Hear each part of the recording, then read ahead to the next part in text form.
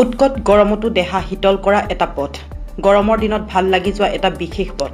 উৎকট গৰমৰ সময়ত দেহা শীতল কৰিবলৈ বহু লোক উপস্থিত হয় পথটোত। মৰাণৰ সমীপৰ তথা চৰাইদেউ জিলাৰ মাহমৰা সমষ্টিৰ খুমটাই চাহ বাগিচাৰ এই পথটোৱে আকৰ্ষণ কৰে বহুতকে। পথটোৰ দুই কাষে শাৰী শাৰীকৈ আছে 178 বছৰীয়া প্ৰকাণ্ড গছ। পথৰ ওপৰত সকলো সময়তে পৰি থাকে গছৰ ছাঁ, বলি থাকে মৃদু বতাহ। ইংৰাজৰ দিনতে পথৰ কাষে কাষে ৰোপণ কৰা এই গছসমূহে ৰূপ লৈছে বৃহৎ আকাৰৰ। 58জোপা গছ ৰোপণ কৰিছিল সেই সময়ৰ ইংৰাজ চাহাবে। ইয়াৰ ভিতৰত 34জোপা গছ আজিও দেখিবলৈ পোৱা যায় খুমটাই চাহ বাগিচাত। এই গছসমূহে পথছোৱা আকৰ্ষণীয় কৰি তোলাৰ লগতে সুস্থ প্ৰাকৃতিক পৰিৱেশ বিলাই আহিছে। পথচাৰীসকলে খন্তেক জিৰাই এই পথছোৱাত আজৰি সময় কটাবৰ বাবে বহু লোক উপস্থিত হয় পথছোৱাত।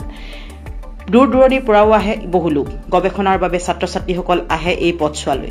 আনহাতে বোলছবিৰ দৃশ্যগ্ৰহণো হৈছে এই পথছোৱাত।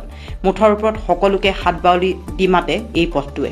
ইয়াত যিসকল পাটৰুৱা আছে, গাড়ী ঘোঁৰা লৈ আহে, বাইক লৈ আহে বা চাইকেল লৈ আহে, খোজকাঢ়ি আহে, সেইসকল বাটৰুৱা ইয়াত ৰৈ ইয়াৰ শীতল ছায়াত বহি খন্তেক সময় জিৰাই ইয়াৰ পৰা শুদ্ধ বায়ু সেৱন কৰি যায়। আৰু এইবিলাক গছ আজিৰ পৰা প্ৰায় আপোনাৰ 175-76 বছৰ আগতেই সৰ্বপ্ৰথমে যেতিয়া 1838 চনত ব্ৰিটিছে অসম চাহ কোম্পানী গঠন কৰিছিল, সেই সময়ত তেখেতসকলে 56খন চাহ বাগিচা খুলিছিল আছাম কোম্পানীৰ। তাৰ ভিতৰত 1841 চনত 1841 চনত খুমটাই চাহ বাগিচা প্ৰতিষ্ঠা কৰিছিল। আৰু তাৰ পাছতেই তাৰ 5 বছৰ পাছত লুমলি ইলছ নামৰ এগৰাকী ইংৰাজ চাহাবে সুদূৰ নাজিৰাৰ পৰা আমাৰ আছাম কোম্পানীৰ খুমটাই চাহ বাগিচাৰ মুখ্য কাৰ্যালয় নাজিৰা আছিল। নাজিৰাৰ পৰা তেখেতসকলে আপোনাৰ যাতায়াতৰ অসুবিধাৰ বাবে তেখেতসকলে জিৰৈ নদীয়েদি নাৱত এই পুলিসমূহ আনিছিল। প্ৰায় 58টা পুলি খুমটাই চাহ বাগিচাত ৰোপণ কৰা হৈছিল।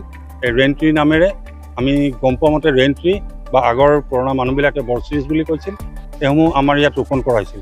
বৰ্তমান এই গছসমূহ বামলাইন, তিনিচুকীয়া আৰু খুমটাই এইবিলাক জেগাত দেখিবলৈ পোৱা যায়। আৰু এতিয়া বৰ্তমান সময়ত এইবিলাক গছ আপোনাৰ 38জোপা আছে। আৰু ইয়াৰ শীতল ছায়াত ছাত্ৰ ছাত্ৰীৰ পৰা লৈ বয়োবৃদ্ধালৈকে আজিও ইয়াৰ যি শীতল ছায়া তাক সকলোৱে গ্ৰহণ কৰি আছে।